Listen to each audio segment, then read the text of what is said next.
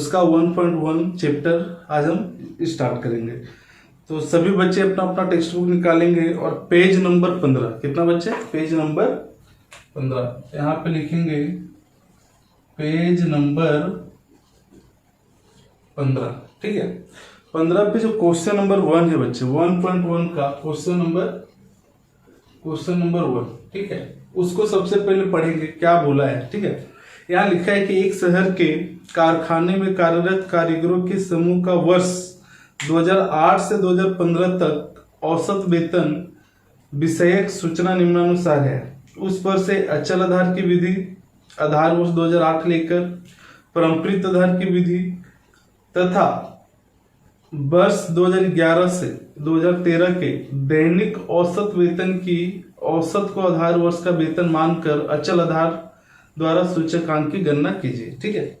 तो यहाँ पे सबसे पहले हम ध्यान देंगे बच्चे कि अचल आधार की विधि से निकालेंगे, उसके बाद परम्परित निकालेंगे, फिर औसत वाला निकालेंगे। मतलब यहाँ पे 3 क्वेश्चन है। कितने क्वेश्चन है? 3। तो सभी लोग वर्ष है 2008, 2009, 2010, 2011, 12, 13, 14, 2015, ठीक है।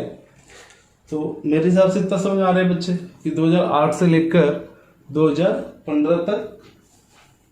इसके बाद लिखेंगे दैनिक औसत वेतन, दैनिक औसत वेतन, ठीक है। यहां लिखा है 275, 284, 289, 293, 297, 313, 328, 345, ठीक है।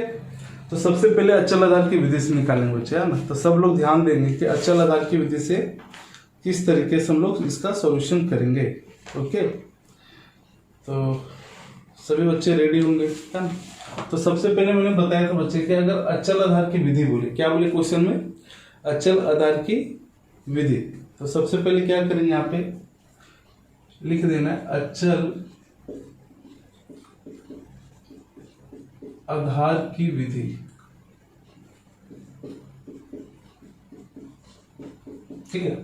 तो बताओ फर्स्ट पहले साल का कितना लिखेंगे सूचकांक 100। कभी भी अचल या परम्परित होगा बच्चे तो पहले साल का सूचकांक कितना लेंगे, 100 लेंगे, ठीक है। ये याद रखना, क्योंकि इसमें हम आधार वर्ष किसको ले रहे हैं, तो आधार वर्ष 2008 को ले रहे हैं, ठीक है। तो जब भी 2008 को आधार वर्ष लेंगे, यहाँ पे आधार वर्ष किसको ले रहे हैं बच्चे, 2008 को, ठीक है। क्योंकि क्वेश्चन में भी बोला है कि 2008 को आधार वर्ष लेकर बनाना है, ठीक है। अगर क्वेश्चन में दिया हुआ नहीं रहता फिर भी हम लोग आधार वर्ष किसको लेते हैं, तो जो सबसे पुराना होता है उसी को लेते हैं, ठीक है। अगर क्वेश्चन में दिया हुआ है कि 2008 को आधार वर्ष लेना है तो फिर इसको लेना है।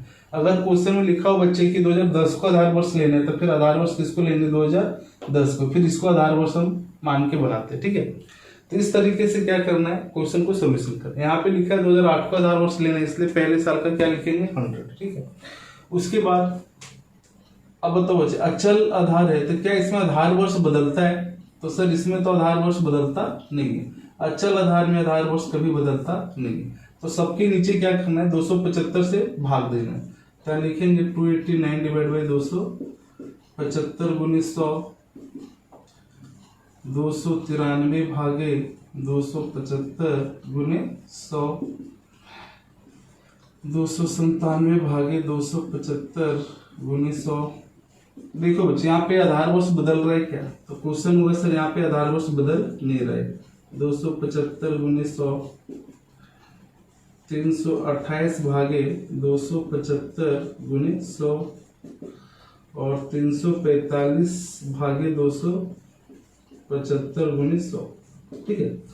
अगर इसी क्वेश्चन में अगर परम्परित होता, परम्परित आधार की विधि होता बच्चे, तो हम क्या करते हैं, आधार वर्ष को बदलते जाते हैं, कैसे बदलना है मैंने लास्ट वीडियो में आपको बताया था, ठीक है। अभी इसके सॉल्यूशन आंसर लिख लेते बच्चे। आपके पास कैलसी रहेगा तो आप फटाफट क्या करेंगे, अपने अपने कैलकुलेटर में सारे बच्चे गुना भागा करेंगे और आंसर निकालेंगे। ठीक है, अब 284 गुना 100 करेंगे बच्चे, भागे 275। ठीक है, तो ये आपका आंसर आ जाएगा। यहाँ पे ऑलरेडी निकाल के रखे हम लोग ने, इसके लिए यहाँ पे देखेंगे बच्चे। ठीक है, ये 103.27 आएगा, 103.27। ठीक है, उसी तरीके से 105.09 पॉइंट के बाद 2 डिजिट तक आपको आंसर लिखने। ठीक है, 55, ये 108 आ जाएगा बच्चे, फिर 113.82, फिर 119.27 और 125.45। ये आपका आंसर हो जाएगा। ठीक है, ये आपका एक मेथड कंप्लीट हो गया बच्चे। अचल आधार की विधि वाला जो सम्स था वो हमारे यहाँ पे फिनिश हो गया। ठीक है, अब इसी में दूसरा क्वेश्चन बोला है। ठीक है, दूसरा जो क्वेश्चन बोला है वो कौन सी विधि बोला है बच्चे? तो दूसरा जो बोला है वो परम्परित आधार की विधि है। कौन सी विधि है? परम्परित आधार की विधि। ठीक है, जब इस विधि से बनाएंगे तो सेम क्या करना है। अब इसमें आधार वर्ष हमने क्या बताया था, बदलता रहता है। ठीक है, आधार वर्ष क्या होगा बच्चे, बदलेगा। तो पहले साल का तो कितना रहेगा सूचकांक, 100 लेंगे। ठीक है, पहले साल का जो सूचकांक रहेगा वो 100 रहेगा। ठीक है, अब यहाँ पे ध्यान देना, यहाँ पे लिखेंगे 284। ठीक है, डिवाइड बाई क्या लिखेंगे, 275 गुने 100। अब आया 289, तो यहाँ लिखेंगे 289 डिवाइड बाई 284 इंटू 100।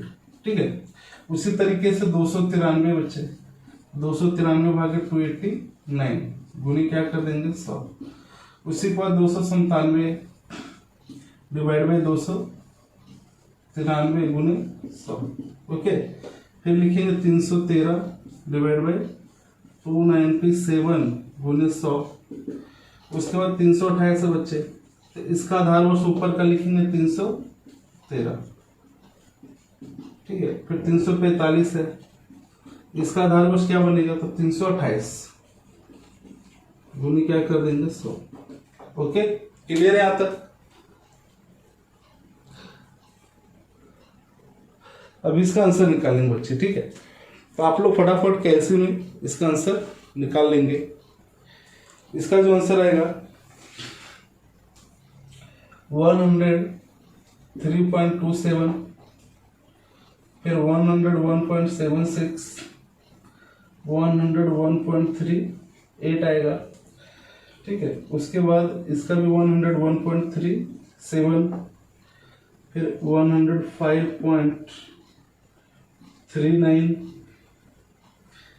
104.79 और 105.18।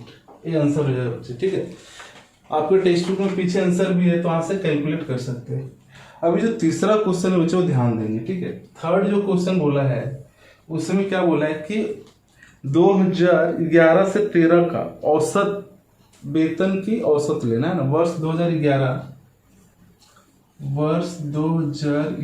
से 2013 के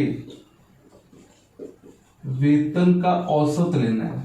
ठीक है, अब बताओ बच्चे, औसत लेंगे तो हमने बताया था तीनों के मूल को प्लस करेंगे। ठीक है, तो यहाँ पे हम लोग देखेंगे कि 2011 में 293 है, 12 में कितना बच्चे 297 और 13 में कितना 313।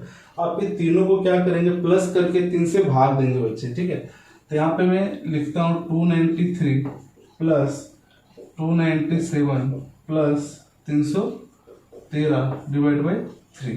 ठीक है, तो इसका जो आंसर आ जाएगा, आप प्लस माइनस कर देना बच्चे, ये 301 आ जाएगा। कितना आ जाएगा, 301। तभी आधार वर्ष किसको लेंगे, जो आधार वर्ष लेंगे बच्चे तीनों का औसत लेंगे, है ना। ठीक है, तो इसका मतलब हमको 301 से क्या करना है, डिवाइड कर देना है। ठीक है, तो यहाँ पे हम सबको डिवाइड करेंगे। तो बताओ, सबसे पहले क्या है 250। अब इसमें पहले साल का 100 नहीं लिखेंगे बच्चे। ठीक है, एक चीज याद रखना, जब कभी भी दूसरा नंबर अगर बोलेगा, आधार वर्ष अगर चेंज हो गया, ठीक है, तो वहां पे हम लोग क्या करते हैं, फर्स्ट ईयर का 275 है, तो यहाँ पे 275 डिवाइड बाई क्या लेंगे 301 इंटू 100। ठीक है, उसी तरीके से 284 है बच्चे, तो 284 डिवाइड बाई क्या करेंगे 301 इंटू, ठीक है, फिर 289 है डिवाइड बाई 301, फिर 293 इंटू 100, 297 डिवाइड बाई 301 इंटू 100, फिर 313 बच्चे डिवाइड बाई 301 गुने 100, उसके बाद है 328,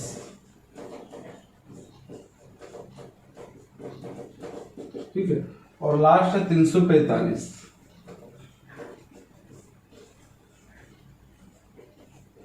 ठीक है, अभी इसका आंसर निकाल लेंगे। तो इसका जब आंसर निकालेंगे बच्चे तो पहले का आएगा 91.36, ठीक है, 91.36, ठीक है। उसके बाद इसी तरीके से सबका आंसर लिख देंगे, 94.35 आएगा। इसको गुना भागा करेंगे तो 96.01 आ जाएगा बच्चे, फिर 97.34 आएगा, फिर 98.67, ठीक है, फिर 103.99, फिर 108.97 और 114.62। ये आपका आंसर हो जाएगा, ठीक है। ओके बच्चे, तो इसको लिख लेंगे सब लोग।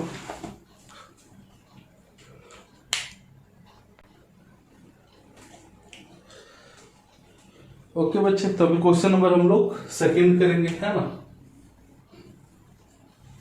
सेकंड जो क्वेश्चन है बच्चे वो ध्यान देंगे सब सारे बच्चे, ठीक है। सेकंड क्वेश्चन क्या बोला है वो आप लोग पढ़ेंगे सबसे पहले। तो क्वेश्चन वो सेकंड जो बोला है, यहाँ पे लिखा है एक शहर में चीनी के फुटकर मूल्य के निम्न सूचना से, पहला बोला है कि वर्ष 2008 को आधार वर्ष लेकर अचल आधार की विधि द्वारा, दूसरा बोला है बच्चे परंपरित आधार की विधि से बोला है, और तीसरा है वर्ष 2009 तथा 2011 के मूल्यों के औसत को आधार वर्ष का मूल मानकर चीनी के मूल्य का सूचकांक ज्ञात करें। सेम क्वेश्चन है जैसा कि ऊपर पहला क्वेश्चन किया था बच्चे, उसी के जैसे सेकंड भी है, ठीक है। तो देखते हैं सेकंड नंबर क्वेश्चन। सबसे पहले क्वेश्चन लिखेंगे, वर्ष ऑलरेडी लिखा है यहाँ पे, यहाँ पे आ जाएगा बच्चे चीनी का मूल्य, क्या लिखेंगे, चीनी का मूल्य, ठीक है। अब इसमें जो रकम दिया है बच्चों कैसे 28 है, फिर 28.50, 29.50 है, फिर 30 है, 31, 32, 34, 36, ठीक है। फर्स्ट बोला अचल आधार की विधि से। अब आधार वर्ष किसको लेना है, 2008 को, है ना। तो 2008 को अगर आधार वर्ष लेंगे बच्चे तो फिर 2008 को आधार वर्ष लेंगे, यानी पहले साल का कितना रहेगा 100। अभी हमने बताया था कि 28.50 को क्या करेंगे, डिवाइड बाई 28 गुने 100। अभी सबको क्या करना है, 28 से भाग देना। जब भी अचल आधार बोलेगा बच्चे तो सबका आधार वर्ष क्या रहेगा, सेम रहेगा, ठीक है। अभी यहाँ पे लिखेंगे 29.50 डिवाइड बाई 28 गुने 100, ठीक है। उसी तरीके से 30 भागे 28 गुने 100, फिर 31 भागे 28 गुने 100, फिर 32 भागे 28 गुने 100, फिर उसी तरीके से 34 डिवाइड बाई 28 गुने 100 और 36 डिवाइड बाई 28 गुने 100। ओके बच्चे, अभी इसका आंसर आप लोग निकाल लेंगे मेरे हिसाब से, ठीक है। आंसर मैं बता देता हूँ इसके आंसर कितने आएंगे बच्चे, ठीक है। तो इसका आंसर तो फर्स्ट तो 100 रहेगा, ठीक है। सेकंड आ जाएगा 101.79 हो जाएगा बच्चे, ठीक है।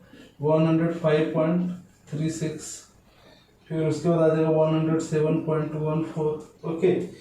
फिर 110.71, उसी तरीके से 114.29, उसके बाद आएगा 121.43 एंड लास्ट वन आ जाएगा बच्चे 128.57, ठीक है। उसके बाद बनाना है अपने को परंपरित आधार की विधि से। तो मैंने बताया था बच्चे अगर परंपरित बोलेगा तो पहले साल का तो 100 लेंगे, ठीक है। अब यहाँ पे क्या करेंगे कि 28.50 को डिवाइड करेंगे 28 से गुना 100, ठीक है। अब यहाँ पे लिखेंगे 29.50 डिवाइड। अब डिवाइड किससे करेंगे बच्चे, परम्परित है तो सर 29.50 इसको डिवाइड करेंगे ऊपर वाले से, है ना, 28.50 गुने 100, ठीक है। उसी तरीके से बच्चे यहाँ पे 30 है तो इसको डिवाइड कर देंगे 29.50 गुने 100, ठीक है। उसी तरीके से 31 है, इसको डिवाइड करेंगे 30 गुने 100। उसी तरीके से 32 से बच्चे तो इसको डिवाइड करेंगे 31 से गुने 100। कितना आसान सा क्वेश्चन है। 34 है, डिवाइड करेंगे 32 से गुने 100 कर देंगे बच्चे। उसी तरीके से 36 है, डिवाइड करेंगे 34 से गुने 100, ठीक है। अभी सबका आंसर लिख देंगे बच्चे, तो आंसर आ जाएगा 101 ये तो सेम रहेगा 101.79, ठीक है।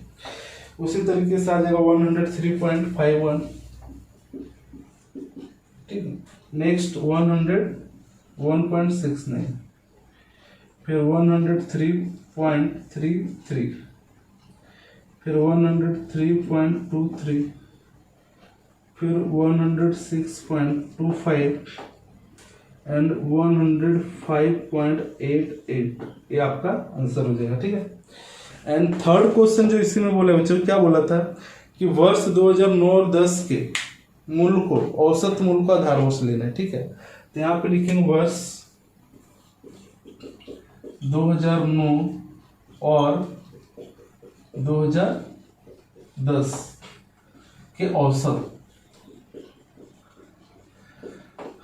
अब यहाँ पे ध्यान देंगे बच्चे, 2009 और 10 बोला है ना, तो 2009 हमारा ये हो गया और 2010, ठीक है। अभी इसको हम क्या करेंगे, दोनों को प्लस कर देंगे और डिवाइड बाई 2 कर देंगे, है ना, 2 से भाग देंगे। यहाँ पे लिखेंगे 28.50 प्लस 29.50 डिवाइड बाई 2, तो ये आपका आंसर आ जाएगा बच्चे।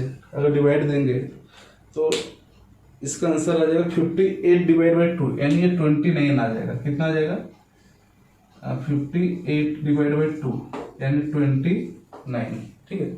अभी आपको आधार वर्ष में क्या लेना है, 29 लेना है, ठीक है। तभी सबके नीचे 29 लेंगे, तो इसको हम सॉल्यूशन करेंगे। पहला 28 है बच्चे, तो 28 वाले क्या कर देना, 29 इंटू 100, ठीक है। उसी तरीके से 28.50 है, डिवाइड बाई क्या कर देंगे, 29 इंटू 100, फिर 29 है बच्चे, 29.50 डिवाइड बाई 29 इंटू 100। उसके बाद 30 है, 29 इंटू 100, फिर 31 है ना, फिर 32 है, उसके बाद 34 है, उसके बाद 36 है, ओके। अभी आप सबको गुना भागा कर देंगे बच्चे, जो आंसर आ जाएगा वो आप यहाँ पे लिख लेंगे, ठीक है। तो मैं यहाँ पे लिख देता हूँ, पहले का आंसर 96.55, ठीक है। उसी तरीके से 98.28 आ जाएगा, 98.28। नेक्स्ट आंसर आएगा 101.72 आ जाएगा बच्चे, फिर 103.45, फिर 106.90, फिर 110.34, फिर 117.24 एंड लास्ट वन आ जाएगा 124.14। ये आपका आंसर हो जाएगा, ठीक है। तो मेरे हिसाब से तीनों चीज समझ में आ गए हो बच्चे कि अचल आधार की विधि में कैसे निकालना है, परम्परित आधार की विधि से सूचकांक कैसे निकालेंगे, अगर औसत बोला है तो उसका सूचकांक कैसे निकालते हैं। यहाँ तक क्लियर होगा सबको, ठीक है। तो आप इसको लिख लीजिए जल्दी से, है ना।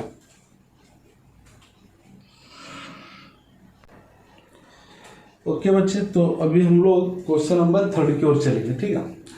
तो थर्ड पहले क्वेश्चन पढ़ेंगे, क्वेश्चन नंबर 3,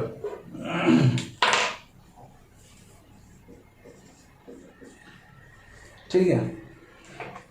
यहाँ पे लिखा है क्वेश्चन नंबर 3 में कि किसी एक शहर के थोक बाजार से गेहूं, चावल और चीनी के वार्षिक औसत मूल्य विषयक सूचना निम्नानुसार है, ठीक है।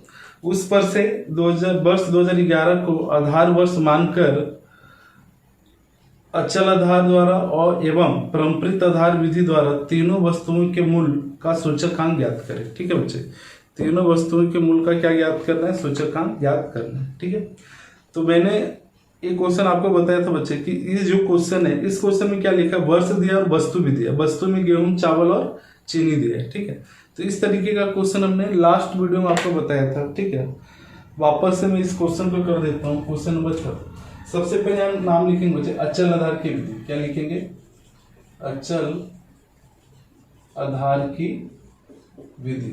इसमें दो क्वेश्चन है, अचल और परम्परित। तो पहले हम लोग क्या करेंगे, अचल से बनेंगे। ठीक है, तो मैंने बताया था कि सबसे पहले वर्ष लिख लेंगे। यहाँ पे एक तरफ वर्ष रहेगा बच्चे और यहाँ पे लिखेंगे वस्तु। ठीक है, सबसे पहले 2011 है बच्चे, तो 2011 है ना, 2011। उसका 2012 है, 2013, फिर 2014 और यहाँ पे ले लेंगे 2015। ठीक है, इस तरीके से हम वर्ष को लिख लिया करेंगे। और हमने बताया था बच्चे जब भी इस टाइप का क्वेश्चन करेंगे तो सबसे पहले एक एक वस्तु का हम सूचकांक निकालेंगे। ठीक है, तो सबसे पहले यहाँ पे दिया गेहूं। ठीक है, तो गेहूं का सूचकांक हम लोग सबसे पहले निकालेंगे। यहाँ लिखेंगे गेहूं। गेहूं में क्या दिया बच्चे, यहाँ पे लिखा 18 है, 18.50 दिया है, फिर 18.90 दिया है, फिर 19 है और 19.50। ठीक है, तो मैंने बताया था कि अगर अचल आधार की विधि बोलेगा बच्चे तो पहले साल का क्या लेंगे, सबसे पहले तो आधार वर्ष सेलेक्ट करेंगे। तो इसमें सबसे पुराना वर्ष कौन सा है, तो सर सबसे पुराना वर्ष जो इसमें है वो तो 2011 है, तो हम इसी को आधार वर्ष लेंगे। ठीक है, तो इसमें मूल कितना दिया 18, तो सबको क्या करना है 18 से भाग देना है बच्चे। कितने से भाग देंगे, 18 से भाग दे देंगे। ठीक है, तो यहाँ पे लिखेंगे डिवाइड बाई 18, इसको भी 18 से भाग दे देना है, इसको भी 18 से भाग दे देंगे बच्चे, और इसको भी 18 से क्यों भाग दिया, क्योंकि यहाँ पे क्वेश्चन बोला अचल आधार की विधि। जब अचल आधार की विधि बोलेगा तो हमको क्या करना है, 18 से भाग दे देना है। ठीक है, जो भी यहाँ पे 2011 में मूल होगा। और पहले साल का सूचकांक हमने क्या बताया था बच्चे, पहले साल का तो 100 होता है, तो 100 लिख देंगे। ठीक है, अब यहाँ पे क्या करेंगे, इंटू 100, यहाँ भी गुना क्या कर देंगे 100। ठीक है, ये हो गया गेहूं का। अब उसी तरीके से बच्चे दूसरा जो है चावल है। ठीक है,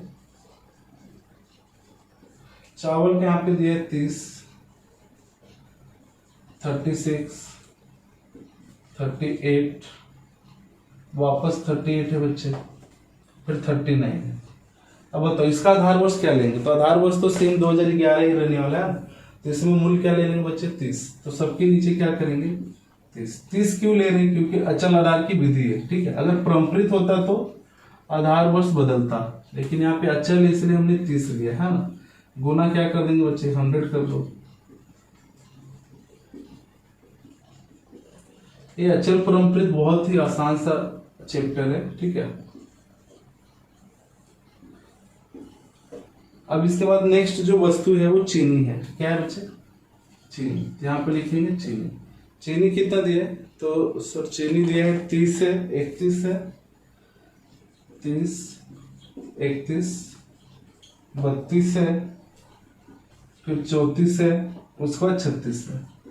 बताओ क्या करेंगे यहाँ पे, तो सर सबसे पहले तो 30 से भाग दे देंगे, यहाँ पे 30 से भाग देंगे है ना बच्चे। यहाँ लिखेंगे 30, 30 और यहाँ भी 30। ठीक है, गुना क्या कर देंगे, तो सर गुना 100 कर देंगे। यहाँ भी गुना 100 करेंगे बच्चे, यहाँ भी गुना 100। ठीक है, ये हो गया आपका। और पहले साल का क्या होता है सूचकांक 100 होता है।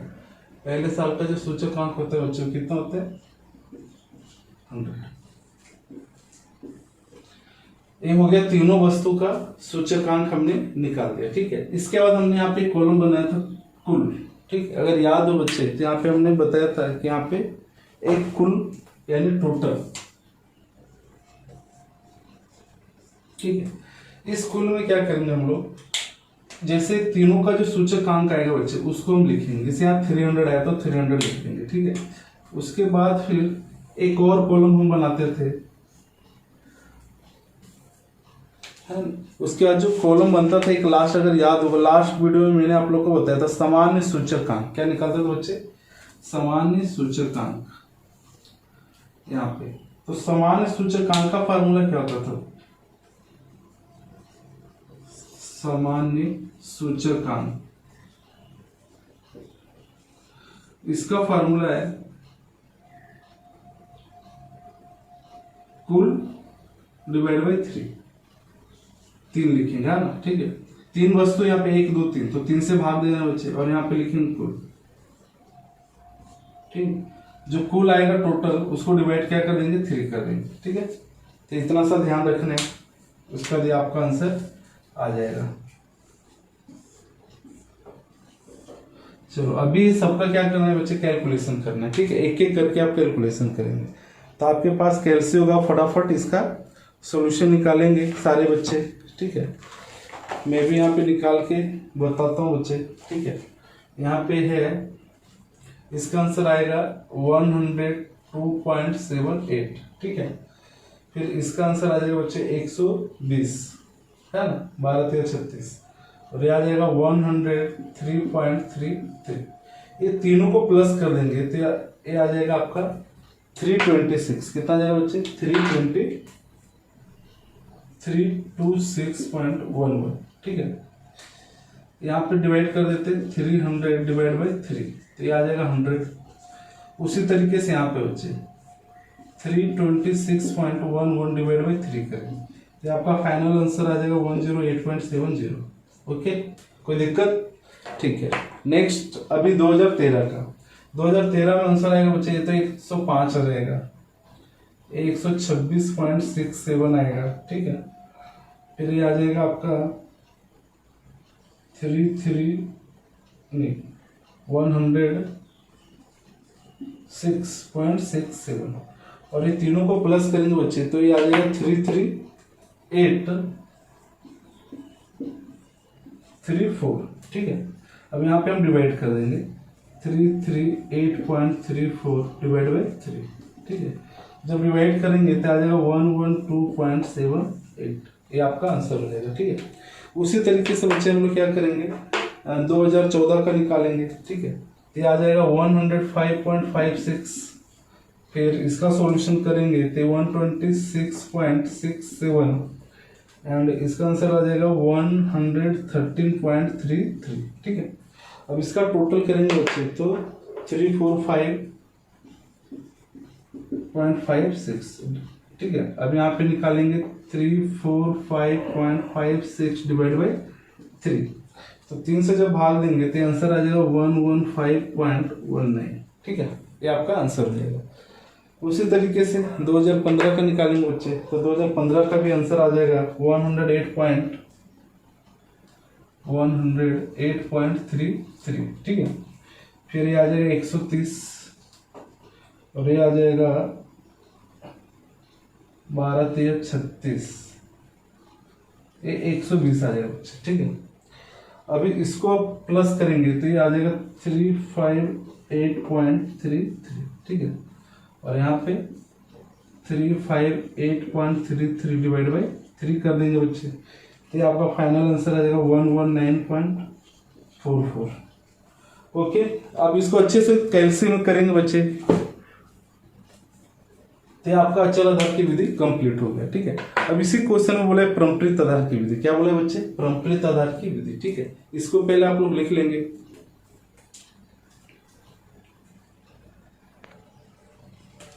ओके बच्चे, तो अभी नेक्स्ट इसी में देखेंगे। नेक्स्ट जो बोला है परम्परित आधार की विधि। क्या बोला है? परम्परित आधार की विधि। तो परम्परित आधार की विधि से अगर सूचकांक निकालना बच्चे तो इसका फार्मूला क्या होता है सूचकांक का? एक तो हम लिखते हैं चालू वर्ष का मूल्य, चालू वर्ष का मूल्य, ठीक है। क्या लिखेंगे? चालू वर्ष का मूल्य डिवाइड बाय गत वर्ष का मूल्य। क्या लिखते हैं बच्चे? गत वर्ष का मूल्य इंटू 100, है ना। तो यहाँ पर भी सेम इसी तरीके से बनाएंगे। पहले वर्ष लिख देंगे, ठीक है। सबसे पहले गेहूं का निकालेंगे बच्चे, फिर चावल का, फिर चीनी का, है, फिर उसके लास्ट में टोटल। ओके, तो फटाफट हम करते हैं। अब बताओ बच्चे, गेहूं का जो दिया है वो कितना था? तो सर 18 था, यहाँ पे 18 था बच्चे, ठीक है। फिर 18 पॉइंट क्या था, 50 था, फिर 18.90 है, फिर ये 19 दिया हुआ है और ये 19.50। अब बताओ बच्चे, परम्परित आधार की विधि में क्या करना है? परम्परित आधार वर्ष को क्या करेंगे बच्चे, बदल देंगे, ठीक है। आधार वर्ष को कैसे बदलेंगे? अब इसका जो आधार वर्ष लेंगे वो 2011 करेंगे, तो यहाँ पे लिखेंगे 18, ठीक है। इसका आधार वर्ष क्या हो जाएगा बच्चे, 18.50 हो जाएगा, ठीक है। इसका आधार वर्ष हो जाएगा 18.90 और इसका आधार वर्ष हो जाएगा 19, ठीक है। गुना क्या कर देंगे, 100। गुना क्या करेंगे, 100। यहाँ पर भी गुना 100 कर देंगे बच्चे, यहाँ भी गुना 100 कर देंगे, ठीक है। उसी तरीके से चावल का यहाँ पे दिया बच्चे 30, फिर 36 है, फिर यहाँ पे 38 है, वापस 38 दिए और उसके बाद 39 है। तो क्या करेंगे, अभी इसका जो आधार वर्ष लेंगे तो 30 लेंगे, इसका आधार वर्ष क्या हो जाएगा 36, इसका क्या हो जाएगा 38 और इसका क्या हो जाएगा बच्चे, इसका भी 38। अभी गुना क्या कर देंगे, 100। तो परम्परित में बस यही याद रखना है कि इसका आधार वर्ष को हम क्या करेंगे, बदलेंगे, ठीक है। उसी तरीके से चीनी का, अब चीनी का बच्चे यहाँ पे दिया है 30 है, 31 है, फिर 32 है, फिर 34 है और यहाँ पे 36 है, ठीक है। तो क्या करेंगे, यहाँ पे ध्यान देंगे फटाफट। यहाँ पे सर 30 लिखेंगे, 30 गुने 100। यहाँ पे 31 लिखेंगे बच्चे, 31 इंटू 100। यहाँ पे 34 है तो इसका आधार वर्ष 32 हो जाएगा। अगर 36 है तो इसका आधार वर्ष क्या हो जाएगा, 34, ठीक है। अगर परम्परित है बच्चे तो बदलेगा, अगर अचल है तो बदलता नहीं है, ठीक है। पहले साल का सर हमने क्या बताया था, पहले साल का हमको क्या ले लेना है, 100 लेना है, ठीक है। फर्स्ट ईयर का आधार वर्ष क्या होगा बच्चे, 100 ले लेंगे, ठीक है। अभी सबको क्या करना है, गुना भागा कर देना है, ठीक है। तो आपका आंसर आ जाएगा। तो सबसे पहले यहाँ पे एक का कंप्लीट कर देते बच्चे, टोटल कितना आ जाएगा 300, यहाँ पे 300 डिवाइड बाई 3, तो आपका आंसर कितना आ जाएगा 100, ठीक है। नेक्स्ट आ जाएगा 102.78 ले लेंगे, ठीक है। इसको गुना भागा करेंगे तो शायद 120 आ जाएगा और इसको गुना भागा करेंगे तो बच्चे ये आ जाएगा 103.33। इसको प्लस करेंगे तो 326.11, ठीक है। और यहाँ पे लिखेंगे 326.11 डिवाइड बाई 3, तो ये आपका आंसर आ जाएगा 108.70। ओके, उसी तरीके से 2013 का निकालेंगे बच्चे। तो 2013 का जब आप निकालोगे तो आ जाएगा 102.16 आएगा ना, फिर 105.56, ठीक है। उसी तरीके से इसका आंसर आ जाएगा 103.23। अब इसको प्लस करेंगे बच्चे, तो प्लस करेंगे तो 310.95 और यहाँ पे लिखेंगे 310.95 डिवाइड बाई 3। अब डिवाइड करेंगे तो 103.65, ये आंसर हो जाएगा, ठीक है। उसी तरीके से नेक्स्ट इसको गुना भागा करेंगे बच्चे तो आ जाएगा 100.53, ठीक है। इसको गुना भागा करेंगे तो 100 आ जाएगा, ठीक है। और ये डिवाइड करेंगे तो 106.25, इसको प्लस कर देंगे तो 306.78 और यहाँ लिखेंगे 306.78 डिवाइड बाई 3, ये आपका आंसर हो जाएगा बच्चे 102.26, ठीक है। एंड लास्ट वन आएगा, ये आ जाएगा 102.63, ओके। फिर 102.63 ये भी आ जाएगा बच्चे, ये दोनों सेम आएगा आंसर, है ना। और ये आ जाएगा 105.88, तीनों प्लस करेंगे तो 311.14 और यहाँ पे लिखेंगे 311.14 डिवाइड बाई 3, ये आपका आंसर आ जाएगा 103.71, ये आपका आंसर हो जाएगा, ठीक है। तो इस तरीके से क्वेश्चन नंबर 3 कंप्लीट हो गया ना। इसमें दोनों विधि था बच्चे, है ना, ठीक है। पहला कौन सा था, अचल आधार, दूसरा क्या परम्परित। तो परम्परित में क्या करना, आधार वर्ष को बदल देने। कभी भी वस्तु का सूचकांक पूछते हैं बच्चे तो वहां पे समान सूचकांक का फार्मूला क्या बनेगा, कुल डिवाइड बाई 3। ये जो कुल आता है इसको 3 से क्या करना, भाग देना। 3 का मतलब होता है वस्तु की संख्या, ठीक है। ओके, इसको लिख ले फटाफट। ओके बच्चे, तभी क्वेश्चन नंबर हम लोग करेंगे 4th नंबर है, लास्ट क्वेश्चन है 1.1 का क्वेश्चन नंबर 4, ठीक है। क्वेश्चन नंबर 4 पहले पढ़ेंगे। यहाँ पे बोला ईंधन से संबंधित 5 वस्तुओं का वर्ष 2012 और 2014 के मूल्य निम्नानुसार है। वर्ष 2012 को आधार वर्ष मानकर ईंधन की 5 वस्तुओं के मूल्य का सामान्य सूचकांक की गणना करके ईंधन की वस्तुओं के मूल्य में समग्र रूप से कितनी वृद्धि हुई है उससे बताइए। तो बच्चे एक चीज याद रखना, कभी यहाँ भी वस्तु दिया हुआ है, इसके पहले वाले भी क्वेश्चन में क्या दिया था, वस्तु दिया था, ठीक है। लेकिन वस्तु के साथ साथ वहां पे 2 से ज्यादा वर्ष था, है ना। अगर आप थर्ड क्वेश्चन देखें तो 11 से लेकर 15 तक यानी टोटल 5 वर्ष के आंकड़े दिए हुए। लेकिन क्वेश्चन नंबर 4 जो है बच्चे, इसके अंदर सिर्फ 2 वर्ष दिया था। अगर क्वेश्चन में सिर्फ 2 वर्ष है तो उसका मूल सापेक्ष निकालेंगे। क्या निकालेंगे, मूल सापेक्ष। अगर 2 से ज्यादा वर्ष है बच्चे तो वहां पे क्या निकालेंगे, समान सूचकांक निकालते हैं, ठीक है। तो सबसे पहले हम लोग क्या करेंगे, 4th में क्वेश्चन लिखेंगे। यहाँ पे वस्तु क्या लिखेंगे बच्चे, यहाँ पे लिखेंगे वस्तु।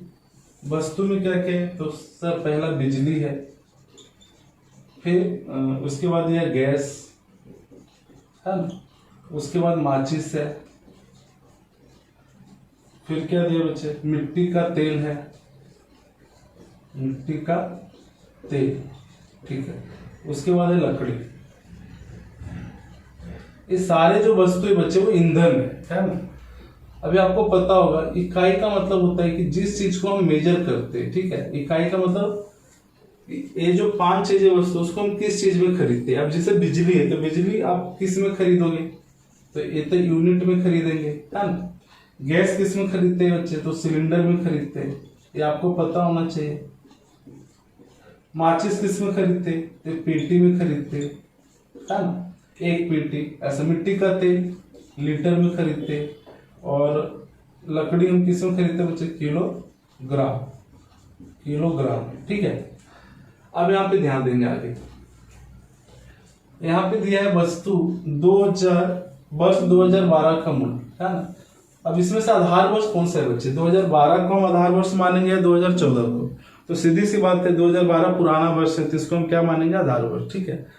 अब 2014 को क्या मानेंगे, चालू वर्ष। तो आधार वर्ष का जो मूल्य होता है बच्चों P0 होता है, और चालू वर्ष का मूल्य P1 है।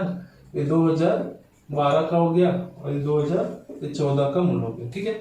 तो अपने को P0 P1 लिखना है। अब यहाँ पे P0 में कितना दिया बच्चे, ये 3 दिया है, 345 है, ये 1.00 दिया है, ये 15 है और ये 12 दिया है, ठीक है।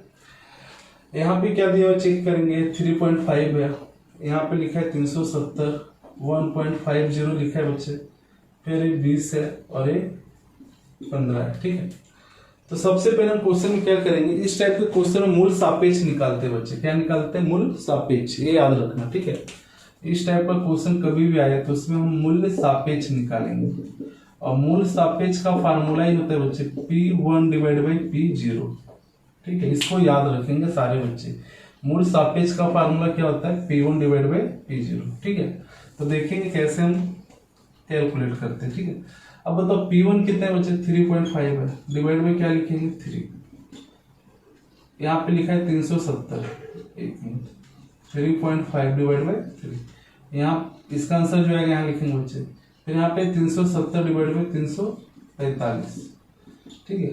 फिर 1.50 डिवाइड बाई 1.00, फिर 20 डिवाइड बाई 15 करेंगे बच्चे, फिर उसी तरीके से 15 डिवाइड बाई 12, ठीक है। तो इसको डिवाइड कर दो सब फटाफट सारे बच्चे, है ना। तो जब डिवाइड करेंगे तो इसका आंसर आ जाएगा 1.167, ठीक है। ये आ जाएगा 1.072 आ जाएगा बच्चे, ये 1.500 आ जाएगा, ये 1.333, 1.25, ठीक है। अब इसका क्या करेंगे, लास्ट में टोटल लगाएंगे, ठीक है। कुल अब इसका प्लस करेंगे बच्चे तो आ जाएगा आपका 6.322, है। अब यहाँ पे लिखेंगे ईंधन समूह का, यहाँ पे लिखेंगे ईंधन समूह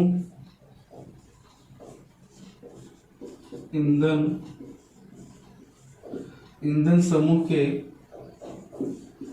सामान्य सूचकांक, क्या लिखेंगे बच्चे, सामान्य सूचकांक। तो जब सामान्य सूचकांक निकालेंगे तो इसका फार्मूला हो जाएगा sigma P1 divide by P0, है ना, डिवाइड बाई क्या लिखते थे बच्चे, n इंटू क्या करेंगे 100।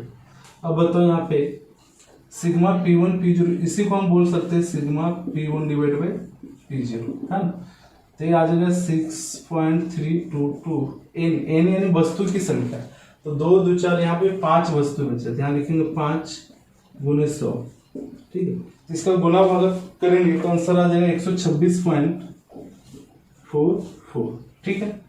अब आगे जो क्वेश्चन बोला था कि ईंधन समूह का सूचकांक निकल गया। अब इसमें बताने बच्चे कि ईंधन की वस्तुओं के मूल्य में कितनी प्रतिशत की वृद्धि हुई, है ना। वृद्धि अगर निकालना है तो यहाँ पे एक स्टेटमेंट लिखेंगे, है ना। यहाँ पे लिखेंगे कि वर्ष 2011 की अपेक्षा 2014 में ईंधन के मूल्य में कितना सूचकांक आया था, 126.44। तो कभी भी वृद्धि या कमी निकालो बच्चे, तो जो आपका आंसर आता है सूचकांक का, उसमें से 100 क्या करेंगे, माइनस करेंगे। तो इसमें से हम 100 को क्या करेंगे, माइनस, ताकि हमें प्रतिशत वृद्धि पता चले। तो वर्ष 2011 की अपेक्षा 2014 में ईंधन के मूल्य में कितना आएगा, माइनस करके 26.44% की वृद्धि हुई है। अगर 100 से ज्यादा है तो क्या होता है, वृद्धि की वृद्धि होगा, ठीक है। ये आपका आंसर हो गया। बस इतना लास्ट में स्टेटमेंट लिख देना बच्चे। ओके, तो आपका 1.1 चैप्टर कंप्लीट हो गया। कल की वीडियो में हम 1.2 स्टार्ट करेंगे, ठीक है। ओके, तो आप लोग इसी तरीके से इसको प्रैक्टिस करते रहिए। समझ में नहीं आया तो आप दोबारा करिए, इसको वीडियो को रोककर आप समझे इसको, और 2-3 बार देखिए बच्चे, है ना। और आराम से शांति से अगर समझेंगे तो 100% है कि आपको समझ में आ जाएगा। और ये काफी इजी चैप्टर है, इसमें कोई ज्यादा डिफिकल्टी भी नहीं है। Okay, thank you so much.